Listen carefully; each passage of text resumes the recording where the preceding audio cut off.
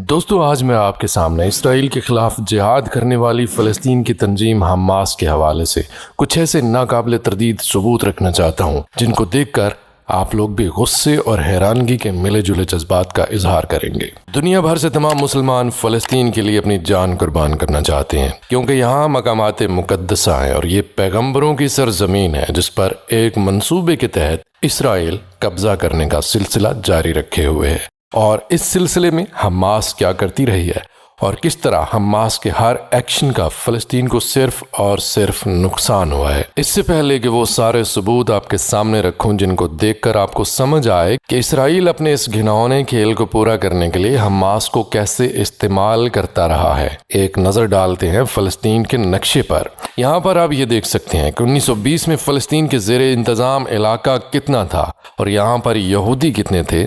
پھر آپ اس دوسرے نقشے میں دیکھ سکتے ہیں یہ 1948 ہے، یہاں پر اقوام متحدہ نے ایک بہت بڑا علاقہ اسرائیل کے حوالے کر دیا، اور یہ نقشہ 1967 کا ہے، یہاں پر یہ مزید کم ہو کر کتنا علاقہ فلسطین کے پاس بچا ہے، اور یہ ہے موجودہ نقشہ۔ یہاں پر آپ دیکھ سکتے ہیں کہ فلسطین کے پاس موجودہ علاقہ 1920 کے مقابلے میں بالکل الٹ ہے، یعنی جتنا علاقہ فلسطین کے پاس 1920 میں ہوا کرتا تھا اتنا علاقہ آج اسرائیل کے پاس اور یہودیوں کے پاس ہے۔ یعنی دوستو آپ نے دیکھا کہ اسرائیل کے اوپر حماس کے ہر حملے کے ساتھ فلسطین کے زیر انتظام علاقہ مزید سکڑ کر کم ہو جاتا ہے، اور اب یہ بہت زیادہ کم ہو گیا ہے۔ برائے نام علاقہ فلسطینیوں کے پاس ہے جو کبھی اس سارے علاقے کے مالک ہوا کرتے تھے۔ اسرائیل دنیا میں یہ ڈھنڈورا پیٹنے میں لگا ہوا ہے کہ حماس نے حملے کر کے ہماری کمر توڑ دی، ہمیں دہشت گردی کا نشانہ بنایا، ہمارے شہریوں کو مارا۔ لیکن اگر میں آپ کو یہ بتاؤں کہ حماس کو دراصل اسرائیل نے خود ہی بنایا ہے تو یقینی طور پر آپ نہ صرف چونک اٹھیں گے بلکہ حیران ہو جائیں گے، لیکن یہ بات 100% درست ہے۔ ابھی میں آپ کے سامنے اس کے سارے ثبوت رکھنے والا ہوں کہ حماس کو اسرائیل نے کب اور کیوں بنایا اور اس کے مقاصد کیا تھے۔ حماس جس کے معنی اسلامی مزاحمتی تنظیم کے ہیں 1987 میں بنائے گئے۔ اسرائیل کے خلاف مظاہرے اس وقت شدت اختیار کر گئے جب دسمبر 1987 کو اسرائیل کے ٹرک نے 4 فلسطینیوں کو کچل دیا۔ ان ٹرکوں میں فلسطین کے ہی ورکرز سوار تھے، لیکن اس کا بیج بہت پہلے بویا جا چکا تھا۔ اس کی بنیاد ایک آدھے نابینا اور معذور فلسطینی شیخ احمد یاسین نے رکھی۔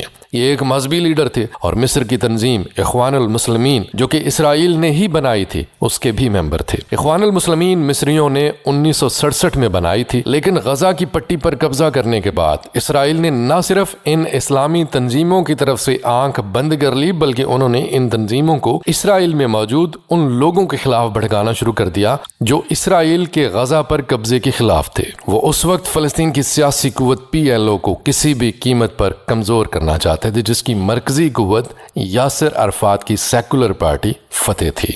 شیخ یاسین کو طاقتور بنانے اور اخوان المسلمین بنانے کے بعد اسرائیلی لیڈرز کی یہ سوچ تھی کہ وہ آسانی سے ڈیوائیڈ اینڈ رول کھیل سکتے ہیں، ان کو ایک دوسرے کے خلاف لڑوا کر سیکولر نیشنلسٹ کو اسلامی مذہبی تنظیموں کے خلاف کر کے۔ لہٰذا 1978 میں جب شیخ یاسین نے اپنی تنظیم کو باقاعدہ طور پر رجسٹر کرنا چاہا جو کہ حماس کا آغاز تھا تو اسرائیلی اس پر بہت خوش ہوئے، انہوں نے فوراً مدد کی حامی بھر لی اور اس طرح غزہ میں اسلامی سوشل انسٹیٹیوشنز کا ایک باقاعدہ نیٹ ورک بن گیا جس میں سکولز، کلبز اور مسجدیں تک شامل تھیں، اور اسرائیلیوں نے ان میں سے کچھ پروجیکٹس کو مالی مدد فراہم کرنی شروع کر دی۔ زیادہ تر امریکی سیاستدانوں کو اس کے بارے میں اندازہ تک نہیں، اگرچہ سابق ریپبلکن کانگریس مین رون پال نے ایک دفعہ پارلیمنٹ کے فلور پر یہ بات کہی کہ حماس کو شروع کرنے اور حوصلہ افزائی کرنے میں سراسر اسرائیل کا ہاتھ ہے، کیونکہ وہ حماس کو یاسر عرفات کے خلاف استعمال کرنا چاہتے تھے۔ یاسر عرفات نے ایک دفعہ خود اٹالین نیوز کو یہ بتایا تھا کہ حماس اسرائیل کی پیدا کردہ تنظیم ہے، بلکہ یاسر عرفات نے تو یہ بھی دعویٰ کیا کہ سابق اسرائیلی پرائم منسٹر یتزک رابن نے یہ تسلیم کیا کہ حماس بنانا اسرائیل کی سب سے بڑی غلطی تھی۔ یہاں پر دوستو آپ کے ذہن میں یقینی طور پر یہ سوال ضرور اٹھ رہا ہوگا کہ ہمیں یاسر عرفات، رون پال یا سابق اسرائیلی وزیر اعظم کی بات کا یقین کیوں کرنا چاہیے؟ آپ بالکل صحیح سوچ رہے ہیں، بالکل نہیں کرنا چاہیے، لیکن آپ اسرائیلی اور امریکی سرکاری افسران پر تو یقین کر سکتے ہیں جنہوں نے اس سب کو تسلیم کیا ہے۔ مثال کے طور پر غزہ میں اسرائیلی ملٹری گورنر بریگیڈیئر یٹسانچ ایگر کی ایک مثال دی جا سکتی ہے۔ انہوں نے نیو یارک ٹائم کے رپورٹر کو یہ بتایا کہ انہوں نے اسلامی تنظیم حماس کی مالی مدد کی ہے۔ اسرائیلی گورنمنٹ نے مجھے ایک بجٹ دیا تھا اور ملٹری گورنمنٹ نے مساجد کو باقاعدہ فنڈنگ کی۔ کرنل ڈیوڈ ہیکم جنہوں نے 80 کی دہائی کے آخر میں غزہ میں کام کیا، جو اسرائیلی آرمی میں عرب افیئرز کے ماہر مانے جاتے ہیں، انہوں نے تسلیم کیا کہ ان کا اصل گناہ 70 کی دہائی میں شیخ یاسین کی مدد کرنا تھا، لیکن اب وہ کہتے ہیں کہ اس کے نتائج کا کسی کو اندازہ تک نہیں تھا۔ لیکن ایورینا کون کو اس کا اندازہ اچھی طرح تھا۔ کون سرکاری طور پر غزہ میں 20 سال تک مذہبی معاملات کی ذمہ دار تھی۔ اس کے اپنے الفاظ ہیں کہ حماس کو بنانا اسرائیل کی سب سے بڑی غلطی تھی۔ جی ہاں، کون کے اپنے الفاظ۔ دراصل انہوں نے ایک سرکاری رپورٹ 1980 کی دہائی کے وسط میں اپنے اعلیٰ افسران کو لکھی تھی، جس میں انہوں نے وارن کیا تھا کہ مقبوضہ علاقوں میں ڈیوائیڈ اینڈ رول کا کھیل نہ کھیلا جائے، اور اسرائیل کو کہا تھا کہ اس جن کو جیسے بنایا تھا ویسے ہی ختم کر دیا جائے، اس سے پہلے کہ یہ ہمیں کھا جائے۔ لیکن اس کے علاوہ کسی اور نے اس وقت حماس کو بنانے کے برے اثرات کے بارے میں سوچا تک نہیں تھا۔ کسی اور سیکولر فلسطینی تنظیم کے مقابلے میں حماس نے اسرائیل کو بہت زیادہ نقصان پہنچایا ہے، اور اس کے لیڈران ہمیشہ اسرائیل اور بہت سخت یہودی مخالف ہیں۔ شیخ یاسین کو اسرائیلی ایئر اسٹرائک میں غزہ میں شہید کر دیا گیا۔ اس کے بارے میں اسرائیلی افیسر نے بات کرتے ہوئے کہا کہ شیخ یاسین اور اس کی تنظیم حماس 400 اسرائیلیوں کے قتل میں ملوث ہے۔ تو یہاں پر سوال یہ پیدا ہوتا ہے کہ اسے اب کیوں مارا گیا، اس سے پہلے کیوں نہیں؟ Sheikh Yassin and its organization, the Hamas, are responsible to the killings of more than 400 Israelis. So the question shouldn't be why now. I think it should be why not before.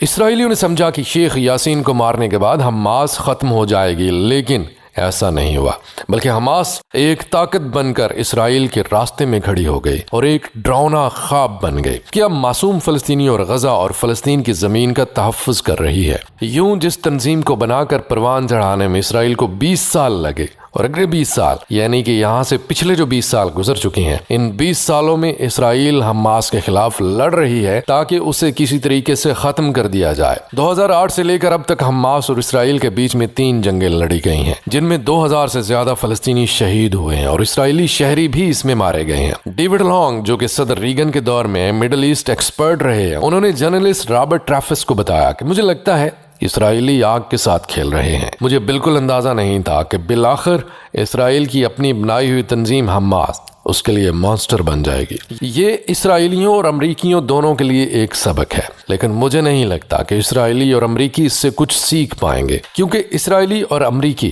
ابھی تک دنیا بھر میں اس طرح کی مزید تنظیمیں بنانے میں لگے ہوئے ہیں، جس میں سب سے زیادہ نقصان عام شہریوں اور معصوم لوگوں کا ہوتا ہے۔